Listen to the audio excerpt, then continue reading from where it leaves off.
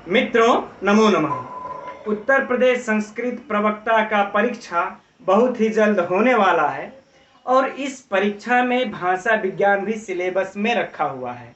और इस भाषा विज्ञान को आज हम लोग बहुत ही कम समय में पूरा जितना सिलेबस में रखा हुआ है उसको अध्ययन करेंगे। लेकिन सबसे पहले यह जानते हैं कि इसका सिलेबस में क्या क्या इसमें रखा हुआ है। तो देखिए, सिलेबस में 3 ही टॉपिक हम लोगों को मिलता है जो यहाँ पर लगा हुआ है। पहला है भाषा की उत्पत्ति एवं विकास, दूसरा है ध्वनि परिवर्तन और तीसरा है अर्थ परिवर्तन। तो हम लोग तीनों जो है इस वीडियो में देखेंगे, जानेंगे, ठीक है। और इन तीनों को हम लोग जो परीक्षा में प्रश्न पूछ चुके हैं और जो परीक्षा के लिए संभावित प्रश्न बनते हैं उन सभी पर चर्चा ये करेंगे आज हम लोग, ठीक है। तो आइए प्रारंभ करते हैं भाषा की उत्पत्ति से। पहला जो भाषा की उत्पत्ति का सिद्धांत देख लेते हैं, भाषा की उत्पत्ति कैसे हुई इसके बारे में चर्चा करते हैं। तो देखिए, जैसे कि पृथ्वी की उत्पत्ति हुई, इस पर मानव की उत्पत्ति हुई, लेकिन इसके बाद भाषा की उत्पत्ति कैसे हुई, यह एक बहुत ही विकट समस्या है या बहुत ही यह कह ले कि गूढ़ प्रश्न है जिसके बारे में पता लगाना। लेकिन फिर भी उस भाषा की उत्पत्ति के लिए बहुत से विद्वानों ने अपना सिद्धांत मत दिया है और यही इसको हमने एक शॉर्ट तरीके से हमने ये बनाया है। और यह भाषा का सिद्धांत हम लोगों को 11 मिलता है ना। और एक जो 12वां सिद्धांत मिलता है वह है प्रतिभा का सिद्धांत भर्तृहरि का। तो इस 12वें सिद्धांत पर हम लोग दृष्टि डालेंगे और यही 12वें सिद्धांत मित्रों परीक्षा में मैं दावे के साथ कह सकता हूं कि इस 12वें सिद्धांत में से एक या दो प्रश्न तो पूछेगा ही पूछेगा, उसमें कोई भी संशय नहीं है, ठीक है। और यह जो भी हमने चार्ट तैयार किया है, जो भी हम बताएंगे, डॉक्टर कपिल देव द्विवेदी के अनुसार ही बातों को हम बताएंगे, ठीक है। तो आइए हम लोग प्रारंभ करते हैं। उसमें जो पहला सिद्धांत इन्होंने दिया है दिव्योत्पत्ति का सिद्धांत कि, और इसके जो देखिए इस चार्ट में मैंने क्रम संख्या रख दिया है, फिर वो सिद्धांत के नाम है, फिर उस सिद्धांत के जो प्रवर्तक या समर्थक है उनका नाम है, फिर इस सिद्धांत को किन किन नामों से जाना जाता है, उपनाम क्या है, मैंने इसको रखा है। तो पहला जो सिद्धांत है दिव्योत्पत्ति का सिद्धांत। यह दिव्योत्पत्ति का सिद्धांत कहता क्या है, पहले उसको समझते हैं। यह कहता यह है कि जैसे ईश्वर के द्वारा वेदों की उत्पत्ति हुई है उसी प्रकार से ईश्वर ने ही भाषा की भी उत्पत्ति की है। यह एक लाइन में समझ लीजिए, ठीक। अब इसके जो समर्थक हैं, प्रवर्तक नहीं है, समर्थक हैं सुस्मिल्स, जो कि जर्मन विद्वान थे। यह सुस्मिल्स इसके समर्थक हैं। और मित्रों, यह प्रश्न कई परीक्षाओं में पूछ चुका है, बहुत बहुत महत्वपूर्ण है और यह पूछेगा भी हो हो सकता है, ठीक। और इसका कोई उपनाम नहीं है, ठीक है। तो इससे परीक्षा में 2 प्रश्न बनेंगे आप लोगों को। एक तो यह हो गया कि दिव्योत्पत्ति सिद्धांत के समर्थक कौन है, दूसरा यह हो गया कि जो है कि ईश्वर का ये सबसे प्राचीन उत्पत्ति का सिद्धांत कौन है। तो हम लोगों को यह भी याद रख लेना है कि जो दिव्योत्पत्ति का सिद्धांत है यह सबसे प्राचीन सिद्धांत है। जो भी हम लोग 11 और 12 यूं कह ले टोटल 12 सिद्धांत आज पढ़ेंगे, उसमें से सबसे प्राचीन सिद्धांत यह है। तो यह भी परीक्षा का प्रश्न हुआ कि सबसे प्राचीन सिद्धांत कौन है, दिव्योत्पत्ति का सिद्धांत, और इसके समर्थक सुस्मिल्स, ठीक है। अब इसके बाद आता है बारी संकेत का सिद्धांत। इस संकेत के सिद्धांत को अब पहले हम लोग यह समझते हैं कि संकेत का सिद्धांत क्या कहता है। तो कह रहे हैं, देखिए, जैसे पहले जब मानव था तो वह संकेत की इशारों में अपना बातचीत भाषा का प्रयोग अब करता था। सिर हिला करके, हाथ से, या भूख लगी तो ऐसे, इस प्रकार से वह इशारे में अपनी आवश्यकताओं का, दैनिक व्यवहारों को पूर्ण करता था। लेकिन उनको इसमें समस्या होने लगी, और जब समस्या होने लगी तो इन्होंने एक सभा बुलाई और उस सभा में इन्होंने डिसाइड किया, फैसला लिया, निर्णय किया कि इसमें इस वस्तु को क्या कहना है। इसको जल कहना है, इसको अन्न कहना है ना, इसको वृक्ष कहना है। उन लोगों ने यह फैसला किया, ठीक। इसलिए इसको सामाजिक समझौता का भी सिद्धांत कहते हैं मित्रों। और यह बहुत ही महत्वपूर्ण है, यह कई परीक्षाओं में पूछ भी चुका है। सामाजिक समझौता का सिद्धांत किसे कहते हैं? ऑप्शन में दे देगा द्विगोत्पत्ति, संकेत, रणन, ध्वन्य अनुकरण। ठीक है, तो सामाजिक समझौता का सिद्धांत संकेत के सिद्धांत को कहते हैं और इसका उपनाम भी क्या है? निर्णयवाद भी कहते हैं इसको, निर्णयवाद भी। चूंकि सभा में लोगों ने निर्णय लिया था कि यार संकेत से तो काम चल नहीं रहा है, कुछ इसका नाम वाम भी रख देना चाहिए, तो इसका कुछ लोगों ने निर्णय लिया, इसलिए इसको निर्णयवाद या निर्णय सिद्धांत या स्वीकारवाद भी कहते हैं। तो हम लोगों के यहाँ उपनाम भी याद रखने होंगे, इसको स्वीकारवाद भी कहते हैं। ठीक है, अब देखिए आगे। अच्छा, इसमें कुछ बुराइयां भी हैं कि अब इसमें, अच्छा, इसके जो प्रवर्तक हैं वह है रूसो, इस सिद्धांत के प्रवर्तक रूसो हैं। तो यह हमारा 1, 2, 3 तो समझिए कि बहुत महत्वपूर्ण प्रश्न है प्रवक्ता की परीक्षा की दृष्टि से, बिल्कुल इसको याद कर लेना है। और अच्छा, एक इसमें अब कमियां क्या हुई, आलोचना क्या हुई, अब आप लोग खुद भी समझ सकते हैं। जब बस संकेत से ही काम चलता था तो उन लोगों ने सभा को बुलाई कैसे, है ना? और फिर जब कोई भाषा थी ही नहीं तो कैसे किसी वस्तु का उन लोगों ने नाम रखा कि इसको हम जल कहेंगे, इसको नदी कहेंगे, कैसे रखा? तो इस प्रकार से कई इसमें कमियां थी, है ना? ठीक, अब आता है तीसरा सिद्धांत, रणन का सिद्धांत। इस सिद्धांत के जो प्रवर्तक थे प्लेटो थे, है ना? इस सिद्धांत के, रणन सिद्धांत के मूल प्रवर्तक प्लेटो थे और इसको आगे बढ़ाने का काम किया था हेस ने, है ना? इसको आगे बढ़ाने का काम किया था हेस ने और इसको व्यवस्थित रूप दिया मैक्स मूलर ने, यानी थोड़ा सा अस्त व्यस्त था तो इस रणन के सिद्धांत को व्यवस्थित रूप दिया मैक्स मूलर ने। और यह दोनों प्रश्न मित्रों पूछा है, यह तो महत्वपूर्ण नहीं था, फिर भी हमने सोचा इसको लिख लेते हैं, शायद हो न इस बार यही पूछ दे। तो लेकिन यह मूल प्रवर्तक ये भी महत्वपूर्ण है और रणन के सिद्धांत को व्यवस्थित रूप किसने दिया था? मैक्स मूलर ने। अब ये सिद्धांत कैसे काम करता है? इस सिद्धांत के लिए कहते हैं लोग कि जैसे कि कोई धातु होती है, उससे रगड़ने पर, पीटने पर जो आवाज उत्पन्न होती है उसी से जो है कि इस भाषा की उत्पत्ति हुई।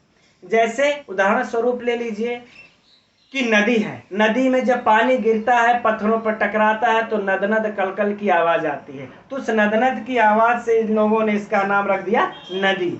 उसी प्रकार से पर्वत का, अश्व का, इस प्रकार से इन लोगों ने नाम रखा। तो यह रणन का सिद्धांत है। अब इसको देखिए, और उपनाम क्या कहते हैं? धातु सिद्धांत भी कहते हैं। क्यों कहते हैं?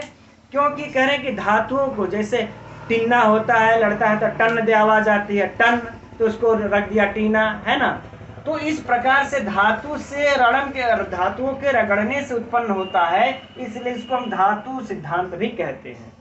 और अनुकरणन सिद्धांत भी इसको हम कहते हैं, है ना? अनुकरणन सिद्धांत भी कहते हैं और अनुरणन मूलकतावाद भी कहते हैं, अनुरणात्मक सिद्धांत भी कहते हैं और इसको डिंग डांग वाद भी कहते हैं। डिंग डांग वाद इसलिए कहते हैं, जब घंटा होता है, हम बजाते हैं, लड़ता है तो डिंग डोंग आवाज करता है, इसलिए इस सिद्धांत को डिंग डांग वाद भी कहते हैं। यह प्रश्न मित्रों परीक्षा में पूछा है और यह धातु सिद्धांत भी पूछा है, यह भी। तो यह दोनों, बाकी तो नहीं, लेकिन यह डिंग डांग वाद किस सिद्धांत को कहते हैं? रणन को। धातु सिद्धांत यह तो बहुत महत्वपूर्ण है, किसको कहते हैं? रणन को। तो यह एक डिंग डांग वाद, एक मूल प्रवर्तक जो है प्लेटो, एक व्यवस्थित रूप किसने दिया? Max Muller. यह इसका महत्वपूर्ण प्रश्न है जो आपके प्रवक्ता में पूछा जा सकता है। ठीक, अब ध्वन्यानुकरण की बात करते हैं। ध्वन्यानुकरण का सिद्धांत, इसमें कोई मिलता ही नहीं है। जब नहीं मिलता है तो याद करने की कोई विशेष जरूरत नहीं है। अब इसको और क्या कहते हैं? लेकिन ये ध्वन्यानुकरण का सिद्धांत है क्या, इसको समझते हैं पहले। कहते हैं कि अनुकरण का सिद्धांत, जिसको कि आज के डेट में इको बोलते हैं, इको, है ना? जैसे एक बार हम बोलते हैं hello hello hello hello hello, ऐसे आवाज आती है ना, इको। तो कह रहे हैं कि जब हम अनुकरण का, यानी जब हम कोई बोलते हैं तो उससे जो आवाज आती है, जो अनुकरण करके सीखते हैं, उसी को हम ध्वनि के अनुकरण को ही इसलिए हम ध्वन्यानुकरण कहते हैं। यानी ध्वनि के अनुकरण से भाषा की उत्पत्ति हुई, इसलिए इसको ध्वन्यानुकरण सिद्धांत कहते हैं। ठीक, और इसका उपनाम क्या हो गया? अनुकरण सिद्धांत। देखिएगा, दो बात है, अनुकरण और अनुकरण, है ना।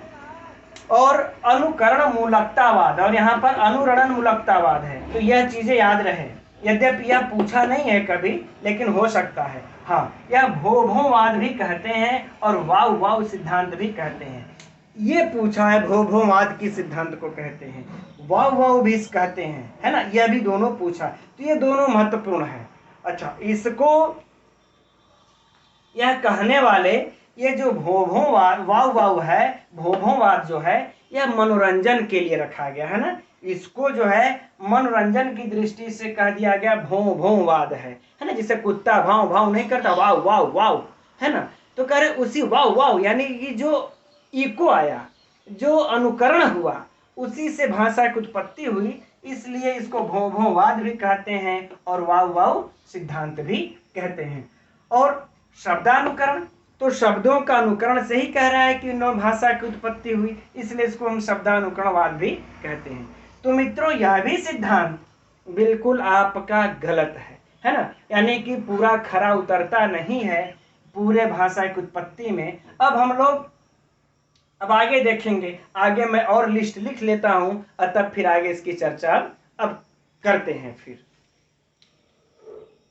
अब अगला जो है मित्रों, वह है पांचवा सिद्धांत, आवेग का सिद्धांत। इसके भी समर्थक या प्रवर्तक किसी का नाम नहीं मिलता है, लेकिन इसको क्या कहते हैं? पुहपुहवाद भी कहते हैं, मूलकतावाद भी कहते हैं, मनोभावाभिव्यंजकतावाद भी कहते हैं, और इसको और भी कुछ नाम है इसके, जैसे मनोराग व्यंजक शब्द भी कहते हैं, है ना। तो अब लेकिन यह आवेग क्या है, यह कैसे उत्पत्ति हुई? तो कहते हैं जैसे हम क्रोध में, खुशी में, आवेग में आकर के जैसे अहो, आहा, इस प्रकार के शब्द नहीं हम निकलते हैं। जैसे मान लेते हैं कोई शुभ समाचार मिला, कोई खुशी की बात हुई, आहा। तो इस प्रकार से आवेग में जो मानव से निकले शब्द, उसी शब्दों से ही धीरे धीरे भाषा की उत्पत्ति हुई, ऐसा यह आवेग का सिद्धांत कहता है। इसलिए इसको पुहपुहवाद भी कहते हैं और मनोभावाभिव्यंजकतावाद भी कहते हैं, क्योंकि हमने अपने क्रोध होने पर आंखें दिखा करके गुर्राना, इस प्रकार से करने पर जो शब्द निकलते हैं, तो इसलिए इसको मनोभावाभिव्यंजकतावाद भी कहते हैं, आवेग को। ठीक, अब अगला है, देखिए, श्रम ध्वनि। इस सिद्धांत के जो प्रवर्तक हैं न्वारे हैं, इस सिद्धांत के प्रवर्तक न्वारे हैं। इनका कहना यह है कि जब व्यक्ति मेहनत करता है, तो जैसे धोबी जब करता है तो छियो हियो, जब कपड़ा पीटते वक्त वह कहता है, या फिर जो मजदूर है कोई फावड़ा मारता तो हूं, इस तरीके की आवाज निकालता है। तो श्रम करते थे जब पहले के व्यक्ति, तो श्रम करने से जो ये सब शब्द निकले, इन्हीं शब्दों से धीरे धीरे भाषा की उत्पत्ति हुई। तो ऐसा इनका न्वारे का कथन था। लेकिन यह परीक्षा का भी प्रश्न है, या नोट कर लीजिएगा, सबसे निकृष्ट कोटि का, यानी सबसे निम्न सिद्धांत कौन है निकृष्ट कोटि का? तो यही श्रम ध्वनि का सिद्धांत है, सबसे निम्न कोटि का। यह भी परीक्षा में पूछा जा चुका है, तो इसको भी आप लोग ध्यान में रखिएगा। और इसके उपनाम और कौन है? श्रमापहार मूलकतावाद और यो हे हो वाद भी कहते हैं। क्यों कहते हैं? क्योंकि यह जो है कि जब हम परिश्रम करते तो हे हो इत्यादि की जो आवाज निकलती है, इसलिए इसको यो हे हो वाद भी कहते हैं। ठीक है, और अब आगे चलते हम लोग इंगित के सिद्धांत पर चलते हैं। इंगित के सिद्धांत के प्रवर्तक डॉक्टर राय हैं। या डॉक्टर राय क्या कहते हैं? इनका कहना है कि जब हमें भूख लगती है, चाहे प्यास लगती है, तो जो हमें ऐसे पाक करते हैं, तो इससे जो शब्द निकलते हैं, उन्हीं से धीरे धीरे भाषाओं की उत्पत्ति हुई। जैसे कि पीने के समय सर या शरब, जब हम पीते हैं इस तरीके से, तो सर या शरब की आवाज निकलती है, तो उससे शरबत जैसा शब्द बना। इसी प्रकार से धीरे धीरे से भाषा की उत्पत्ति हुई, यह डॉक्टर राय का कथन है, अरे सिद्धांत है। तो इससे जब भी पूछेगा तो इंगित सिद्धांत के, भाषा की उत्पत्ति में इंगित सिद्धांत के प्रवर्तक कौन है, डॉक्टर राय हैं। अब संपर्क का सिद्धांत जी रेवेज, प्रोफेसर मनोवैज्ञानिक अभी थे जी रेवेज, यह कह रहे हैं संपर्क के सिद्धांत में कि संपर्क से यानी मानव जो है सामाजिक आदमी है, तो वह एक दूसरे के संपर्क में हमेशा रहता था। तो संपर्क में रहने लगा तो इसको भूख लगी, तो जब भूख लगी तो धीरे धीरे उसको व्यक्त करने के लिए उसने एक दूसरे से कुछ इशारा करके फिर उसने जो है कि भाषा की उत्पत्ति वहीं से इनकी स्टार्ट हो जाती है। ठीक है, तो ये संपर्क का सिद्धांत, खैर वो हमारा परीक्षा का प्रश्न नहीं है, परीक्षा का प्रश्न सिर्फ इतना ही है, संपर्क का सिद्धांत जी रेवेज का है। अगला संगीत का सिद्धांत। संगीत का सिद्धांत कि देखिए जो डार्विन है और स्पेंसर है ना, ये इनको इस सिद्धांत को मानते हैं, प्रवर्तक या समर्थक नहीं है, यानी समर्थक है एक प्रकार से, प्रवर्तक नहीं है, समर्थक, इनका समर्थन करते हैं, मानते हैं, है ना। डार्विन, स्पेंसर और एक है स्पर्सन भी मानते हैं इसको, है ना।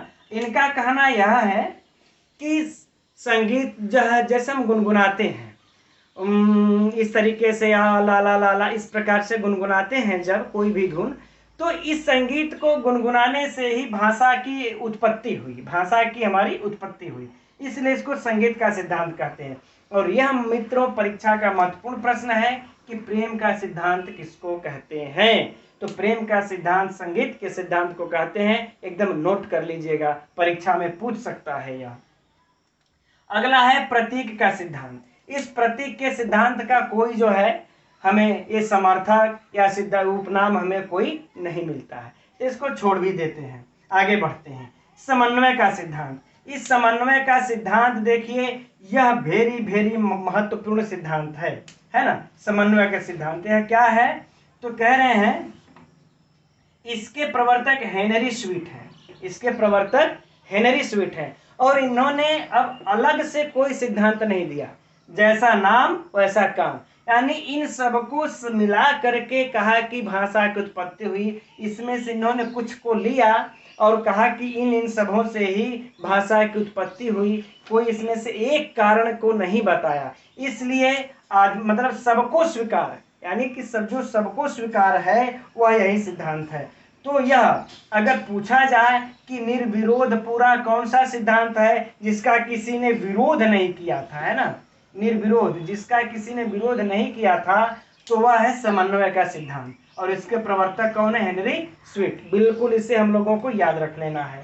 ठीक, ये हमारे हो गए 11 सिद्धांत। अब जो इसका जो 12वां सिद्धांत है मित्रों, उसको भी हम लोग सिर्फ जानेंगे बस, और ज्यादा कुछ नहीं है, प्रतिभा का सिद्धांत, है ना, प्रतिभा का सिद्धांत। और इसके प्रवर्तक कौन है, भर्तृहरि, है ना। बस यही हमारे लिए काम की चीज है, और इसमें ज्यादा कुछ नहीं जानना हमको, यही परीक्षा में पूछेगा भी तो इतना ही।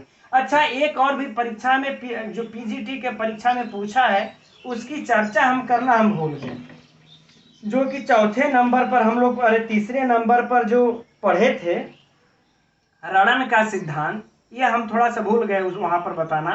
तीसरे नंबर पर जो पढ़े थे रणन का सिद्धांत, इस सिद्धांत को बढ़ाया किसे, व्यवस्थित रूप किसने दिया था, मैक्स मूलर ने, यही बातें हुई थी।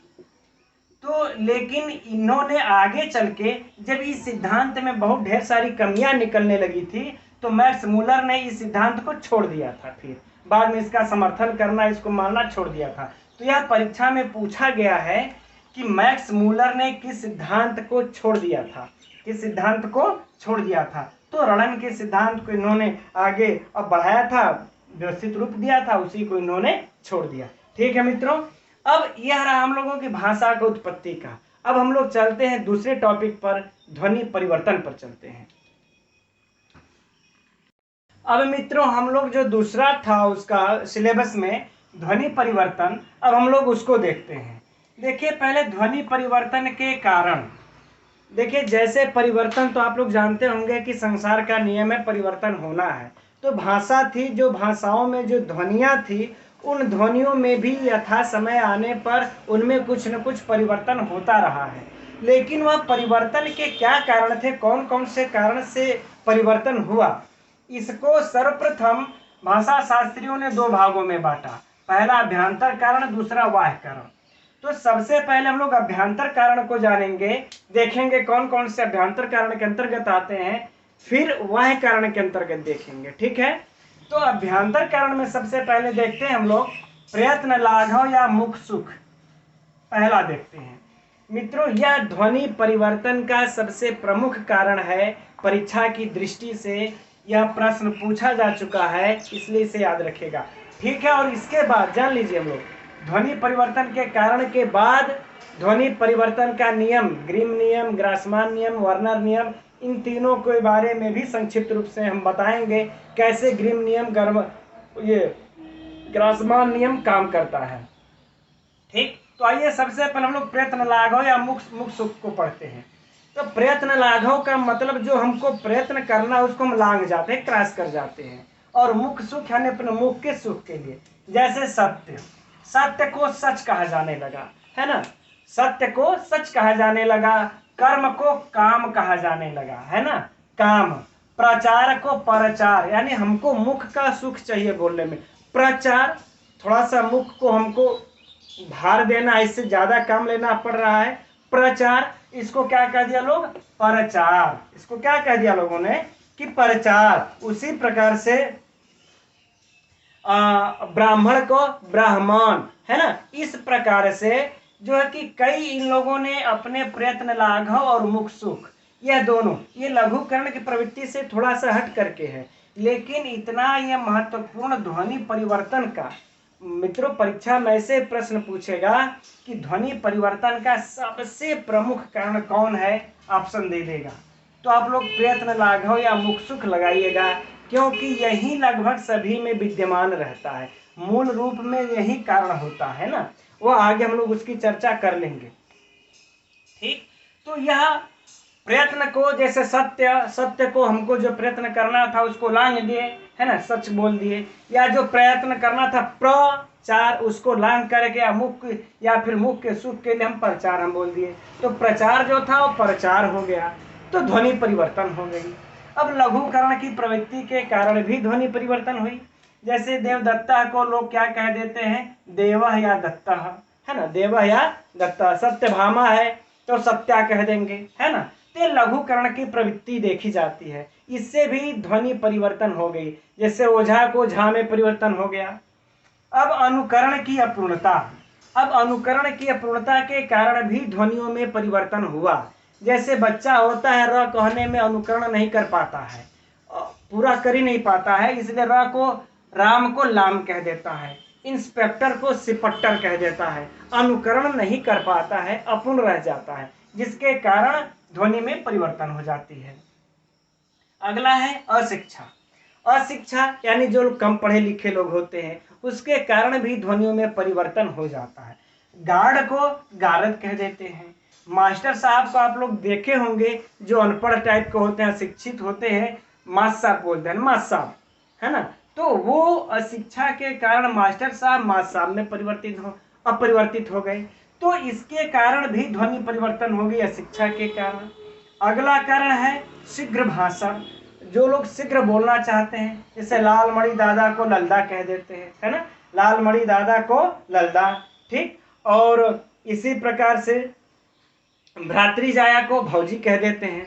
तो ये हमारा शीघ्र भाषण, जब हम शीघ्र बोलना चाहते हैं तो उसको हम छोटे रूप में बोल देते हैं, जिसके कारण से ध्वनि परिवर्तन हो जाता है। अगला है भावावेश। जब हम भावावेश मतलब जब हम क्रोध में होते हैं या फिर प्रेम में होते हैं, तो राम होता है तो प्रेम को हम रामो कह देते हैं, तो राम से रामो हो गया, वो अ का वो हो गया, ध्वनि परिवर्तन हो गया। लालचंद को हम लल्लू कह देते हैं, यहाँ पर भी ध्वनि परिवर्तन हो गया। ये ध्वनि परिवर्तन है। इसके बाद आगे और भी है, एक काव्यात्मकता, है ना। आगे और भी देख लेते हैं, आभ्यंतर कारण में ही है, बस एक दो। उसके बाद वाह्य कारण के बाद हम लोग ग्रीम नियम इत्यादि को देखेंगे, चूंकि वह भी परीक्षा में पूछता है, ठीक। अब जैसे है काव्यात्मकता, अगला है, कौन से नंबर पर है ये, 7वां। अब यह क्या है, देखिए लोग कहते हैं अपिमासम मसम कुर्यात, यानी आप जो है कि मासम को आप मसम कर सकते हैं, लेकिन छंदो भंगम न करे, लेकिन छंद का भंग नहीं करना चाहिए। यानी कि आप मासम को छंद में चाहे तो मसम लिख लें, लेकिन छंद को भंग नहीं करना है। आवश्यकता पड़ जाए तो मासम को मसम कर दो।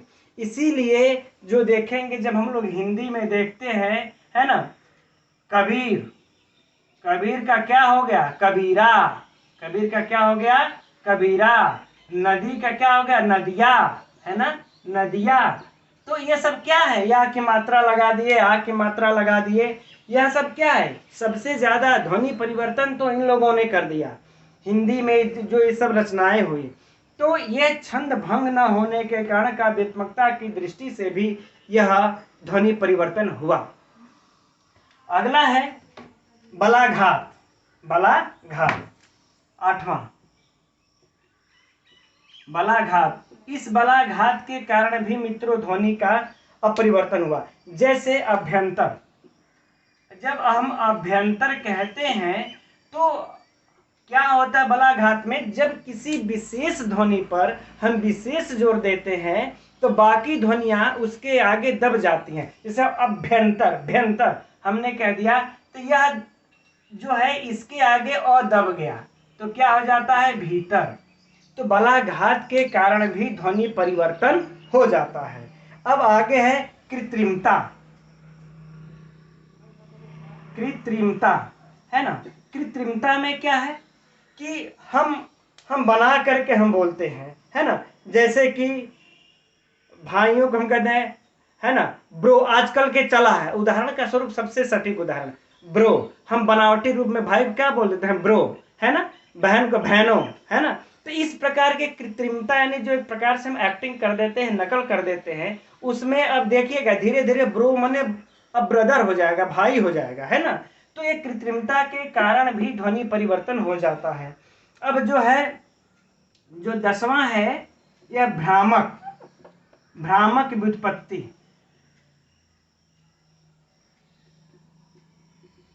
ठीक, ये उतने महत्वपूर्ण नहीं है। ये हम लोगों को ध्वनि के अभ्यंतर कारण में ये 10 कारण मिलते हैं जिसके कारण की ध्वनि परिवर्तन होता है। और इन 10 में जो हम लोगों ने पहला पढ़ा प्रयत्न, लाघव या मुख सुख, वही सबसे महत्वपूर्ण है।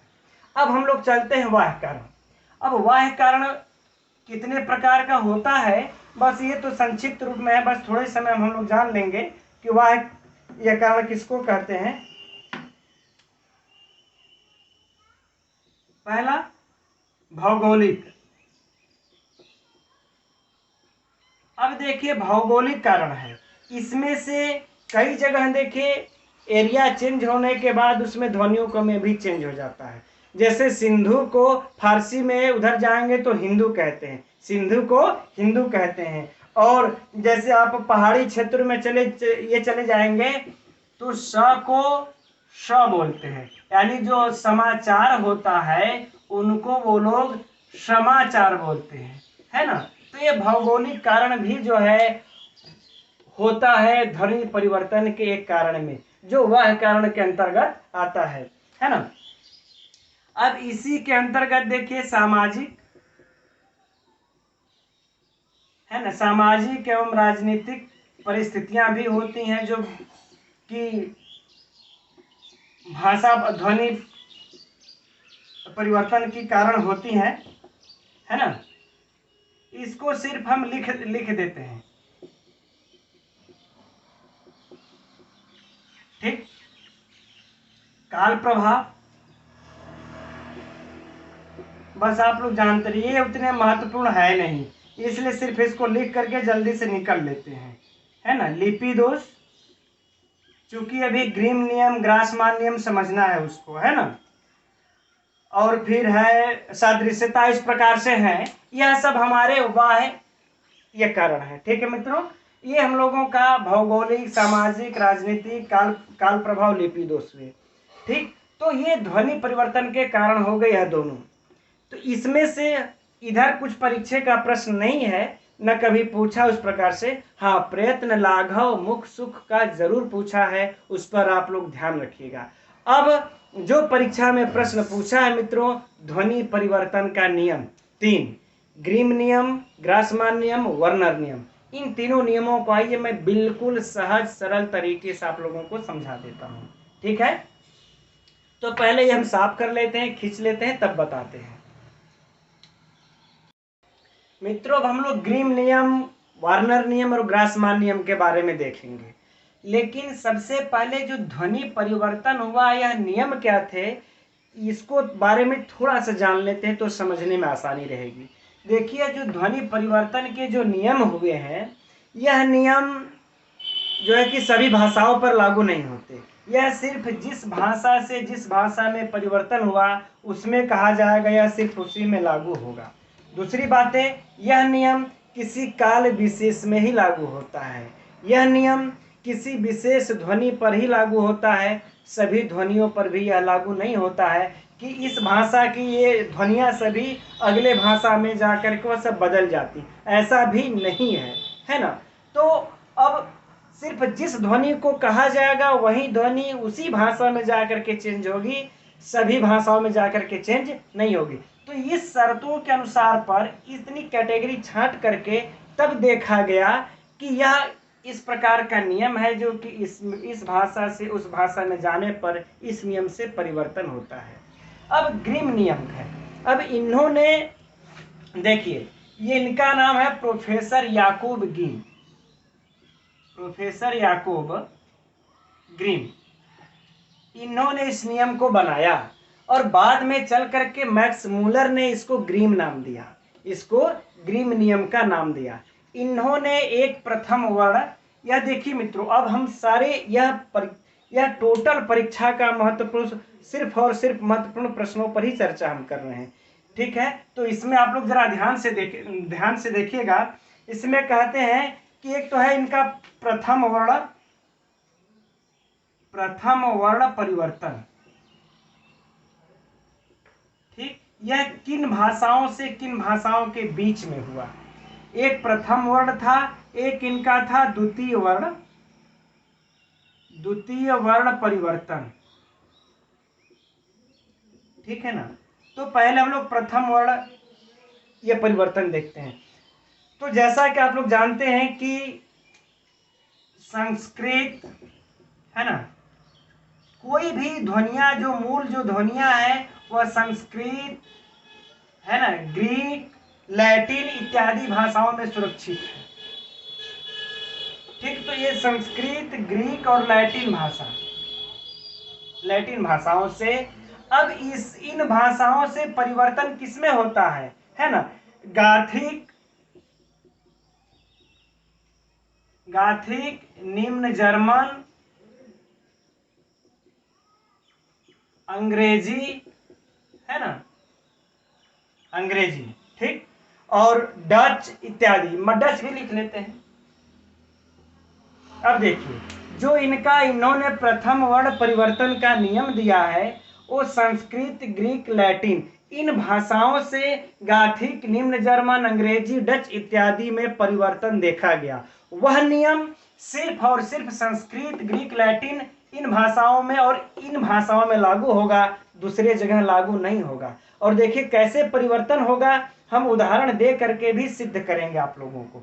ठीक है, अब जो द्वितीय वर्ण परिवर्तन है यह अंग्रेजी और उच्च जर्मन में हुआ ना, यह सिर्फ अंग्रेजी, दो ही भाषाओं में होता है, अंग्रेजी और फिर अंग्रेजी से जो उच्च जर्मन में क्या हुआ यह। ठीक है मित्रों, अब यह देखिए परीक्षा का प्रश्न है और यह बहुत ही बार पूछ चुका है कई परीक्षाओं में, इसलिए मैं बार बार कह रहा हूं ये सभी महत्वपूर्ण प्रश्न है।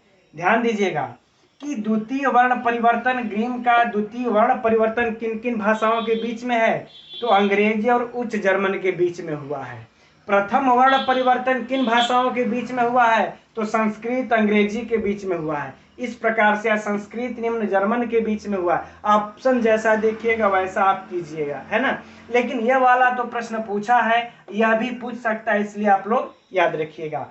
अब प्रथम वर्ण परिवर्तन कैसे हो रहा है उसको देखेंगे, फिर द्वितीय वर्ण परिवर्तन कैसे हो रहा है हम लोग उसको देखेंगे। ठीक है, अब आइए प्रथम वर्ण परिवर्तन को देखते हैं। उसके लिए इन्होंने एक त्रिभुज खींच करके बनाया है इस प्रकार से, ठीक है। एक त्रिभुज बना दिया। त्रिभुज पर इन्होंने समझाया है कि यहाँ क त प, क त प, यह ध्वनियां कैसी हैं? अल्प प्राण है। ध्यान से समझिएगा मित्रों, अल्प प्राण है ना। यह क त प यहां आकर के एक का दो हो जाता है, यानी कि ख कहले, इस ख को इन्होंने ह भी माना है। ख या ह बात एक ही है, एक का दो हो जाता है। ख थ फ, आगे बातें समझ में। एक का दो यानी जो यह पहला वर्ण था यहां पर आकर के परिवर्तन होकर के यह दूसरा वर्ण हो जाता है, अर्थात महाप्राण हो जाता है। उदाहरण भी हम बताएंगे, सिद्ध करेंगे आप लोगों के मित्रों, बिल्कुल सटीक समझा करके हम रहेंगे। देखिएगा, अगर जिसको आज तक यह ग्रीम नियम नहीं समझ में आया होगा, अब देखिए, अब इसमें चौथा क्या है, अब यहीं से फिर देखिए चौथा ले लीजिए, घ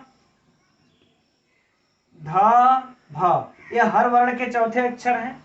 अब चार अक्षर का यहां पर तीन हो जाता है, ग द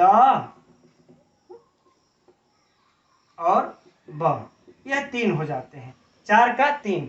अब इन तीन का क्या हो जाता है? एक। एक तो यहाँ का तप लिखा हुआ ही है, यानी यहां से ऐसे चलता है, यहां से ऐसे चलता है, फिर यहां से ऐसे चलता है। अब बातें समझ में आ गई। एक का दो, अब ऐसे हम लोग देख लेते हैं, एक का दो है ना, फिर कहते हैं कि चार का तीन और फिर तीन का एक। बस हमको इतना ही याद रखना है।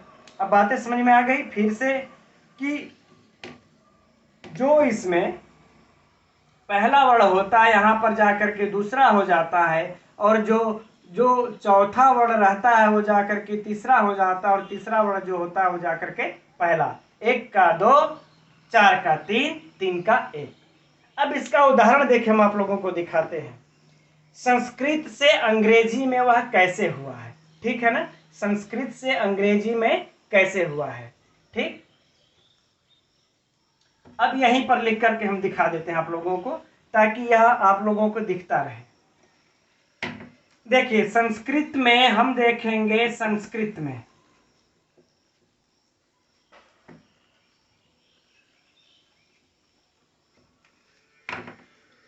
ये रहा संस्कृत और ये रहा अंग्रेजी। अब इस वहां पर जो हमने कहा था प्रथम वर्ण परिवर्तन संस्कृत से देखे अंग्रेजी में हो रहा है।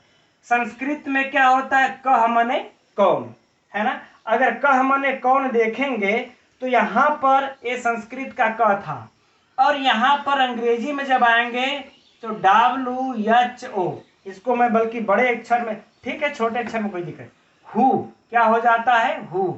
जब हम इसको पढ़ेंगे तो यहां पर क्या हो जाता है? हु मने भी होता है कौन, और कह मने भी कौन। अब यहीं पर समझिएगा, इस एक क कैसा वर्ण है? एक। अब इस एक का दो हुआ कि नहीं? हमने पहले कहा कि ख को भी इन्होंने ह माना है दूसरा वर्ण, तो क का ह अर्थ एक ही देगा, कह मने भी कौन, हु मने भी कौन, लेकिन यहां पर एक का दो हो गया। बातें समझ में आ गई। इसी प्रकार से अब देखिए, एक का दो और कैसे होता है, दूसरा उदाहरण इन्होंने अब ये देते हैं कि त्रि, है ना। त्रि माने क्या होता है मित्रों? तीन। अब त जो है हर पहला अक्षर है ना, या इसका उदाहरण हम बता रहे हैं, त यह पहला अक्षर है। अब जब अंग्रेजी में जाता है तो अंग्रेजी में क्या हो जाता है? Three, THREE। जब हम इसको थ्री लिखेंगे तो देखिए यहां का त यहां का थ हो गया, देखिए त का थ, यानी एक अक्षर का दूसरा अक्षर हुआ कि नहीं हुआ। तो संस्कृत में जो पहला अक्षर था, जो पहली जो ध्वनि थी, वह अंग्रेजी में जाकर के दूसरा परिवर्तन हो गया, ठीक है। इसी प्रकार से और भी देखते हैं, जैसे पितर, है ना। हम पितर माने पिता होता है, पितर माने पिता। अब प का देख लेते हैं, पितर, पितर माने पिता। इसी को जब अंग्रेजी में जाते हैं तो क्या हो जाता है, फादर, फादर माने पिता। तो प का फ हो गया, एक का दो परिवर्तन हुआ ना। तो ये संस्कृत से अंग्रेजी में परिवर्तन को बता रहा है। अब बातें समझ में आ गई। ठीक उसी प्रकार से हम चार का तीन भी होता है, यह भी देख लेते हैं। ठीक, अब 4 के 3 वाला उदाहरण देखते हैं, वह कैसे देखिए हो रहा है। जैसे कि भ्रातर, भ का देख लेते हैं, आप लोगों को आसानी रहेगी। भ्रातर मने भाई। अब क्या हो जाएगा, भ्रातर मने भाई, तो अंग्रेजी में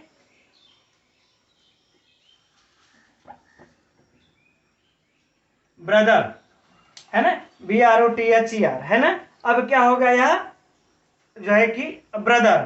तो अब भ्रातर यहाँ पर भ था, यहाँ ब हो गया। भ था, चौथा अक्षर ये हो गया प फ, है ना। और चार का 3 है ना, यही ना हो रहा है, 4 का 3। तो इस भ का ब हो गया। तो ऐसा संस्कृत में जो भ्रातर था, भ ध्वनिया अंग्रेजी में जाकर के तीसरी ध्वनि हो गई। आगे बातें समझ में आ। इसी प्रकार से घ ध का भी और ग द का भी होगा। अब हम हर उदाहरण को बताएंगे तो ज्यादा समय लगेगा। अब इसको आप लोग चाहेंगे तो पुस्तक में देख सकते हैं, नहीं तो अगर कंसेप्ट समझ में आ गया है तो कोई भी परीक्षा में उदाहरण देगा उसको हम हल कर सकते हैं। अच्छा, अब हम लोग एक इसका भी उदाहरण देख लेते हैं। तीसरा का पहला जो हुआ है, संस्कृत में क्या होता है, गो। संस्कृत में क्या हुआ, गो। ग तीसरा अक्षर है, यहां पर क्या हो जाएगा, COW, काऊ। अब यहाँ क्या हो गया, काऊ। अब तीसरा अक्षर ग, क क्या हो जाता है, पहला अक्षर। तो तीसरे का पहला हुआ कि नहीं हुआ, है ना। तो ये 3 का 1 हो जाता है। बस इतना ही, कितना सरल कॉन्सेप्ट है। हम उम्मीद करते हैं कि अभी आप लोगों को समझ में आ ही गया होगा। ठीक है, यानी कि 1 का 2, 4 का 3, 3 का 1। यह जो है कि परिवर्तन देखा ग्रीम ने, यह संस्कृत से अंग्रेजी में देखा और उन्होंने इन ध्वनियों को व्यवस्थित करके बता दिया। यही है ग्रीम का वर्ण परिवर्तन। अब परीक्षा में देखिए प्रश्न कौन सा पूछता है, ग्रीम का प्रथम वर्ण परिवर्तन किन किन भाषाओं के बीच हुआ। तो हमने लिखा था और भी फिर भी है, आप बता सकते हैं। ग्रीम के प्रथम वर्ण परिवर्तन में 1 का क्या हो जाता है, 1 का 2 हो जाता है। यह प्रश्न ग्रीम के प्रथम वर्ण परिवर्तन में 4 का कौन सा अक्षर हो जाता है, 3 हो जाता है। ग्रीम के प्रथम वर्ण परिवर्तन में 3 का कौन हो जाता है, 1 हो जाता है। यह परीक्षा का तीनों बहुत ही महत्वपूर्ण प्रश्न है मित्रों। एक तो आप नोट कर लीजिए, परीक्षा में आना ही आना है, इसलिए इस पर विचार अच्छे ढंग से कर लीजिएगा। अब द्वितीय वर्ण परिवर्तन क्या है, इसको भी समझ लीजिए। अब द्वितीय वर्ण परिवर्तन में कहते हैं, इससे यह एक कदम आगे चलते हैं। अब फिर से हम बता दे रहे हैं आप लोगों को, जो इनका द्वितीय वर्ण परिवर्तन है, जो द्वितीय वर्ण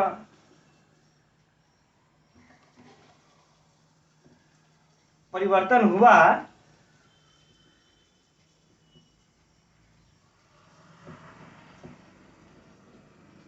है ना, यह सिर्फ अंग्रेजी और उच्च जर्मन में हुआ। अच्छा, यहां पर एक चर्चा हम मित्रों और कर देना चाहेंगे, है ना, जो कि परीक्षा में पूछ भी चुका है। एक होती है निम्न जर्मन, ठीक, और एक होती है उच्च जर्मन। अब यह आप लोग जरा भी संशय में मत रहिएगा कि निम्न जर्मन हीन भाषा है, उच्च जर्मन उच्च भाषा है।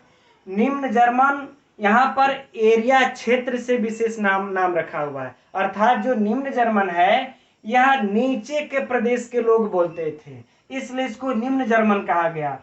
और उच्च जर्मन जो ऊंचे प्रदेश, जो ऊंचे पहाड़ी पर जो स्थित रहते थे वो लोग बोलते थे, इसलिए इसको उच्च जर्मन कहा गया। और यह परीक्षा में प्रश्न पूछा भी है ना। और निम्न जर्मन से ही अंग्रेजी विकसित हुई है,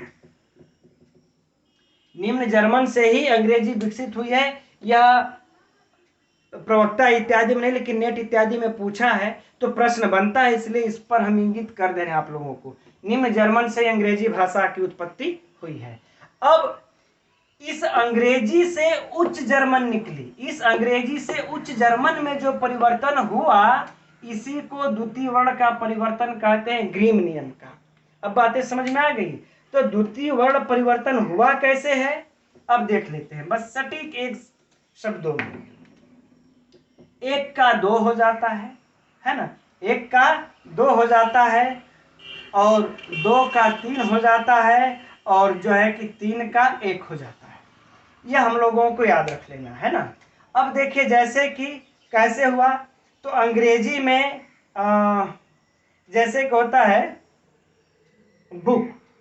अब अंग्रेजी लिख देते हैं पहले यहाँ पर, BOOK बुक। अब देखिएगा बुक। अब यह जो बुक था यहां पर उच्च जर्मन में जा करके यह बुक हो गया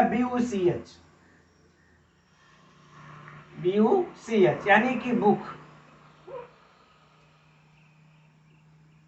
ठीक, यहां पर एक अक्षर का दो हो गया। बुक माने किताब, और उच्च जर्मन में किताब को हम बुक बोलते हैं, किताब को हम क्या बोलते हैं, बुक बोलते हैं। तो एक का दो हो गया। ठीक है, इसी प्रकार से दो का तीन वाले में देखते हैं, जैसे कि फुट।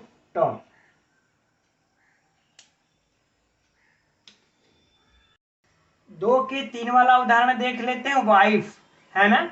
वाइफ को हिंदी में जिससे कहते हैं वाइफ, WIFE, फ। यहाँ पर कौन सा अक्षर है, प फ, दूसरा, है ना। अब इसको क्या कह देते हैं उच्च जर्मन में, यह वाइब हो गया। यह क्या हो गया, वाइब, यानी कि प फ ब, तीसरा अक्षर हो गया यह ब। तो तीन का दो, दो का तीन परिवर्तन हो गया, ध्वनि परिवर्तन हुआ। अंग्रेजी का दूसरा अक्षर उच्च जर्मन में जा करके तीसरा अक्षर हो जाता है। इसी प्रकार से कहते हैं कि गॉड, गॉड मतलब ईश्वर, ट ठ ड, यह कितना हुआ, तीसरा अक्षर। अब यहाँ पर किसको उच्च जर्मन में क्या बोलते हैं, गोट, है ना, ट यानी पहला अक्षर। तो यहाँ पर देखिए अर्थ देखिए, दो सबका एक होगा। वाइफ मने भी पत्नी, वाइफ मने भी पत्नी, बुक मने भी किताब, बुक मने भी किताब, गॉड मने भी ईश्वर, गोट मने भी ईश्वर। लेकिन यहाँ पर देखिए एक जो यहाँ पर ध्वनि पहले क थी, यहाँ पर दूसरी हो गई उच्च जर्मन में जाकर, जो दूसरा था वो तीसरा हो गया, जो तीसरा था वो पहला हो गया। तो यह मित्रों इस प्रकार का रहा ग्रीम नियम का ध्वनि परिवर्तन। और इसमें से अगर आप लोग पूरा अगर समझ लें मित्रों, तो तय मान करके चलिए कि आप लोगों से परीक्षा में पूछेगा ही पूछेगा। अब हमको लग रहा है कि वीडियो ज़्यादा लंबी हो जाएगी, इसलिए वर्नर नियम, ग्रासमान का नियम और अर्थ परिवर्तन ये मैं अगली वीडियो में कल हम बता देंगे मित्रों। तब तक के लिए नमो नमः।